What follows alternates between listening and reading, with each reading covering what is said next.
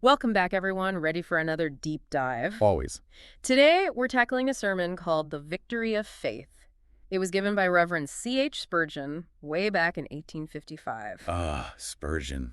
A classic. But can a sermon from almost 150 years ago really have anything to say to us today? I mean, the world's changed a lot. You'd be surprised. Spurgeon was dealing with human nature, and that doesn't really go out of style, does it? Good point. So, where do we even start with a sermon like this? The Victory of Faith, but it's not like he's talking about winning one battle and that's it, is he? Oh, no, not at all.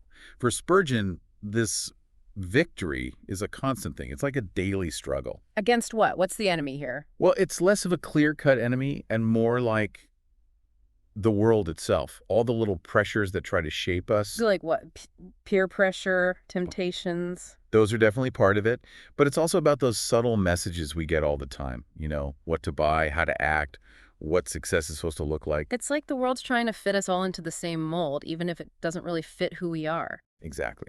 And Spurgeon uses a really interesting example to illustrate this. He talks about Alexander the Great. The conqueror. What does he have to do with any of this? Well, on the surface, Alexander seems like the ultimate victor. He conquered most of the known world. But Spurgeon's point is, even he ended up becoming a slave to the very thing he thought he'd mastered. Wow, I never thought about it that way. So he's saying that even when we achieve what the world considers success, we can still lose. In a sense, yes. If we let the world define our values, even if we get all the worldly things we thought we wanted, we might still end up feeling empty. So we're fighting this constant battle against these worldly influences. What kinds of things are we up against, specifically? Well, Spurgeon lays out a few different forms of opposition. One of the first is just blind tradition. Like following customs just because that's how it's always been done? Precisely. He really pushes us to examine those customs, not just accept them without thinking. He uses some pretty strong language, actually. Talks about people blindly marching towards destruction because they won't question the status quo. That's kind of scary when you put it like that. But it's not always about fitting in, is it? Sometimes it's the opposite, standing out for what we believe in. Absolutely. Spurgeon acknowledges that. When we take a stand for something, we might face some pushback from the world. Criticism, people disagreeing with us, even trying to make us look bad. All of that. But he encourages us to stand firm, not to cave to that pressure. Which, I don't know about you, but to me, that sounds almost easier than the other kind of opposition he talks about. What do you mean? The opposition that comes when the world's not against us, but when it's trying to win us over. Ah, okay. That seductive side of things. Yeah, Mergen calls it flattery. Yeah. And he considers it the most dangerous of all because it's so subtle. Like when people are telling you you're great, offering you all kinds of opportunities, but maybe those opportunities compromise what you really believe in. Exactly. It's easy to get swept up in that, especially when it seems like everyone's on board. But Spurgeon warns us not to fall for it. To really examine what we're chasing. Right. Because sometimes what looks shiny on the outside might be completely empty on the inside. He gives some pretty down-to-earth examples of this, doesn't he? I remember that one about the poor maiden who's working so hard, tempted to take the easy way out, but she resists it. Yes. And the one about the man who could get rich quick, but he refuses because the money's not earned, honestly. Yeah. It really brings these ideas down to a level we can all relate to. Shows how these battles play out in everyday life, not just some grand abstract thing. And the key takeaway from all these examples, integrity matters, even when it costs us something. But there's a problem. What's that? Spurgeon's pretty clear that before we can even start fighting these battles, we need something more fundamental, a complete change. He calls it being born again, right? Yep. And it's not just some religious jargon. It's not about kicking boxes or going through rituals. So what is it about then? What does he mean by that phrase? He's talking about a change of heart, a radical inner transformation, like literally seeing the world in a new way. So it's more than just changing our behavior. It's about the core of who we are. Exactly. And he's very clear that this isn't something we can just do on our own. It's a work of God, something supernatural. Yeah. He even criticizes those who think that just going through outward motions is enough. He's like, nope, you need the real deal. Okay, so being born again is the starting point, the foundation. But then how do we actually fight this battle? What's our weapon? That's where faith comes in. Faith, but that seems so passive, just believing things. Not the way Spurgeon talks about it. For him, faith is active.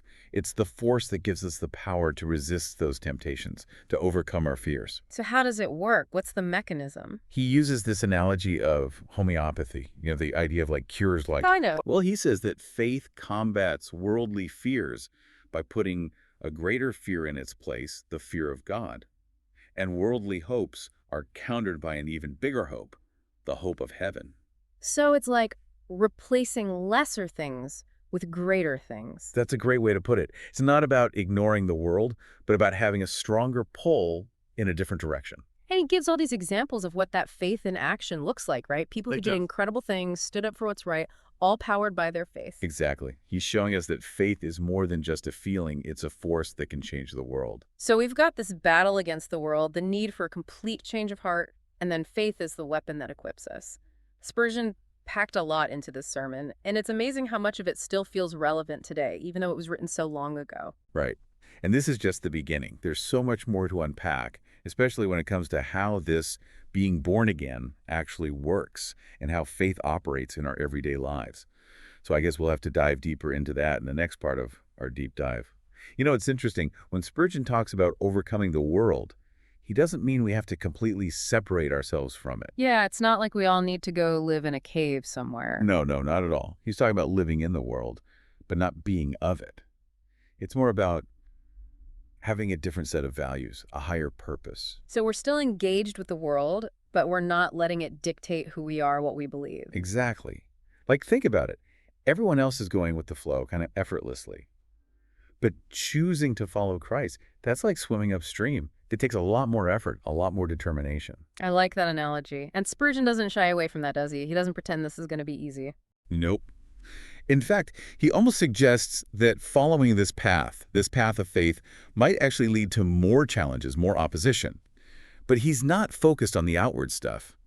He's talking about the inner victory. Finding that peace and purpose that comes from aligning ourselves with God's will, even when it's hard. That's it. And he really emphasizes how the world is constantly trying to mold us, tell us how to live, how to think. What to buy, what to wear, what success looks like. All of it. And it's not always those obvious temptations either, like the flashy stuff, the money, the pleasure. So what else is there? He talks about those unquestioned customs and traditions, the things we do just because, well, that's how it's always been done. And he's not a fan of that. Not at all. He actually compares it to marching blindly towards destruction. Yeah. Dramatic maybe, but it definitely makes you think. About all those times we just go along with things without even questioning them, right? Right. And that's why he keeps hammering home this idea of being born again. It's about waking up, becoming aware of those influences, and having the courage to challenge them. So we're not supposed to just cut ourselves off from the world completely. No, that's not what he's advocating. It's about being in the world, but not of it. Engaged, but not controlled. A tricky balance, for sure. Definitely a balancing act. And that's where faith comes into play. So what? Faith is like our anchor, Right. our compass. It's all of that. It gives us the strength to say no to things that might seem appealing in the moment, but ultimately lead us astray. Remember that analogy he used about faith working like homeopathy? Like cures like. Yeah. So how does that apply here? He says that faith fights worldly fears by instilling a greater fear, the fear of God. And worldly hopes are countered by an even bigger hope, the hope of heaven. So not ignoring those things, but replacing them with something more powerful. Exactly. It's about having a stronger force pulling you in a different direction. And that force comes from a connection with something. Well, something bigger than ourselves. It's funny, he brings up Alexander the Great again to illustrate this point. This guy who conquered the entire known world, but was still a slave to his own desires. Right. He's reminding us that the real victory is an internal one. It's about conquering those inner battles, the ones that can hold us captive no matter what we achieve on the outside. So the battlefield isn't some physical place, it's our hearts and minds. It's about choosing what we value, what we prioritize. Absolutely. Yeah. It's about resisting those easy paths, those quick fixes. And, Spurgeon's very clear. This isn't passive. Faith takes effort, vigilance, like training a muscle. The more you use it, the stronger it gets. So we're talking about disciplining our minds, our desires, making sure our actions line up with our beliefs. But can you give me some concrete examples of this? What does this look like in practice? Sure. He talks about that poor maiden again. The one who chooses to work hard and be honest. even when it would be easier to take the shortcut. And the man who rejects wealth, that's not honestly earned. Those are great examples. They show us that this isn't some lofty, abstract idea. It's about the choices we make every single day. And those choices matter. They might require sacrifice. They might make us stand out from the crowd. But Spurgeon argues that the reward is worth it. A life of true freedom, a victory over the things that would otherwise control us. You know what's crazy? His message feels just as relevant today as it did back then, maybe even more so. Think about it. We're bombarded with messages telling us what to buy, how to look, what to believe. Exactly. And we're still tempted by those quick fixes, those easy solutions. But Spurgeon's calling us to something higher, to make choices that reflect our values, even when it's tough. It's pretty amazing how timeless his message is. But here's the thing. How do we actually apply these insights? How do we cultivate that kind of faith, that inner strength? That's what I'm wondering. That's the million-dollar question, isn't it? And it's something we'll definitely need to explore further as we continue our deep dive into the victory of faith. Okay, so we're back. We've been exploring Spurgeon's victory of faith, this idea of a constant battle against the world's influences, the need to be born again. But now I want to get to the practical stuff. How do we actually build that unshakable faith he keeps talking about? That's the big question, Mm. right?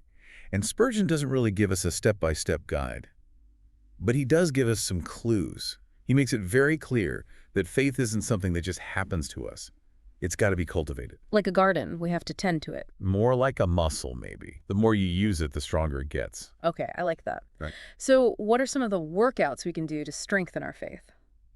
Well, one of the most important things Spurgeon emphasizes is spending time in the Word. The Bible. Yep.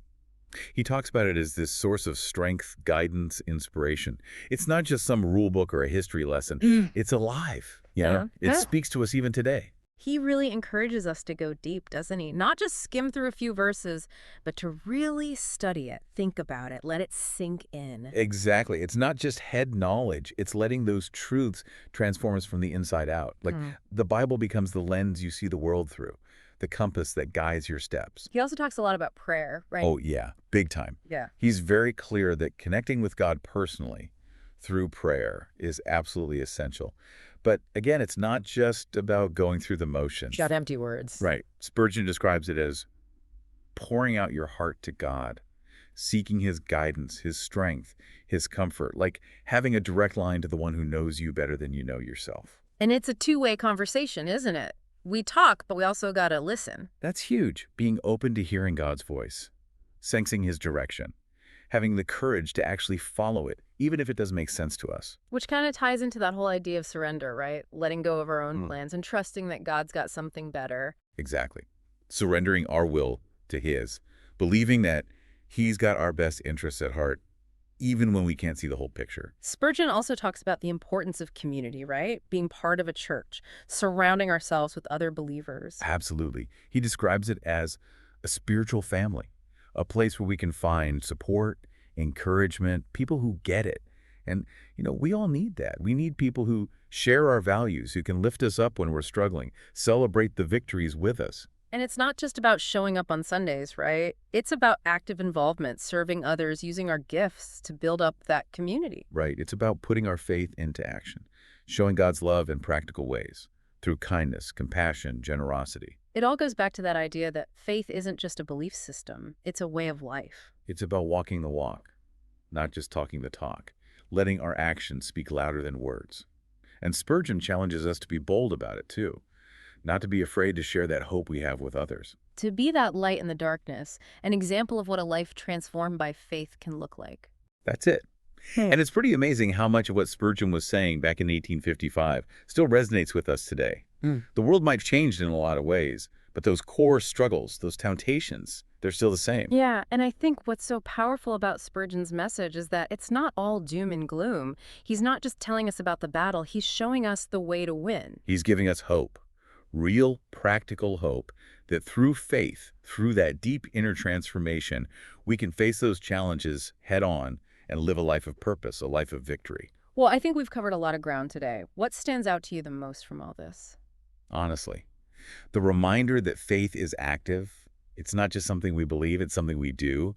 It's about engaging with the world, standing up for what's right, making tough choices. That's a great takeaway. And remember, this is just a taste of what Spurgeon has to offer.